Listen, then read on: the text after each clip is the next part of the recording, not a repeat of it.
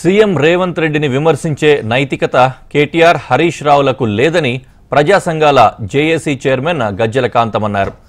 కేటీఆర్ బీసీల గురించి మాట్లాడడం సిగ్గుచేటని అన్నారు. ఏళ్ల తరబడి సాగిన వర్గీకరణ పోరాటానికి తెరదించింది ముఖ్యమంత్రి రేవంత్ రెడ్డి అన్నారు. ప్రజారంజకమైన పాలన అందిస్తున్న ముఖ్యమంత్రిని విమర్శిస్తారా అని మీ స్థాయి ఏంటో అని నిలదీశారు.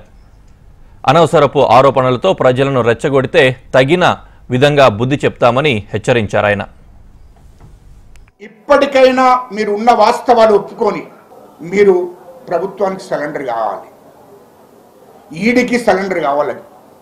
అప్పుడన్నా కొద్దిగా మీరు చేసిన తప్పుడు కొంచెం తగ్గే అవకాశాలు ఉంటాయి.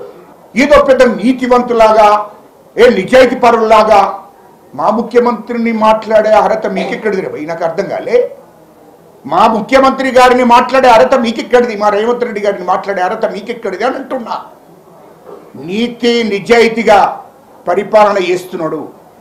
మా మంత్రులంతా కూడా నీతి నిజాయితీగా పరిపాలన చేస్తున్నారు. ఇది ప్రజలకు అర్థమైపోయింది. ఇప్పటికి కూడా మా ముఖ్యమంత్రి, మా దమ్మున్న ముఖ్యమంత్రి ఇప్పటికి కూడా ప్రభుత్వము సొమ్మును ఒక్క రూపాయి కూడా వాడుకోవడం లేదు. ఆయన ఇంటి నుండి, ఆయన సొంత ఇంటి నుండి భోజనం చేసి బయలుదేరి తెలంగాణ ప్రజల కోసం పనిచేస్తున్నాడు. ప్రజా పరిపాలన నడిపిస్తున్నాడు. మంత్రులు, మా క్యాబినెట్ మంత్రులంతా కూడా, కాంగ్రెస్ మంత్రులంతా కూడా వాళ్ళు తెలంగాణ ప్రజల కోసము పరిపాలన చేస్తున్నారు. నిద్రపోకుండా పనిచేస్తున్నారు. ఎంజాయ్ చేస్తలేరు. కేటీఆర్ హరీష్ రావు లాగా బీఆర్ఎస్ మంత్రులాగా ఎంజాయ్ చేస్తలేరు.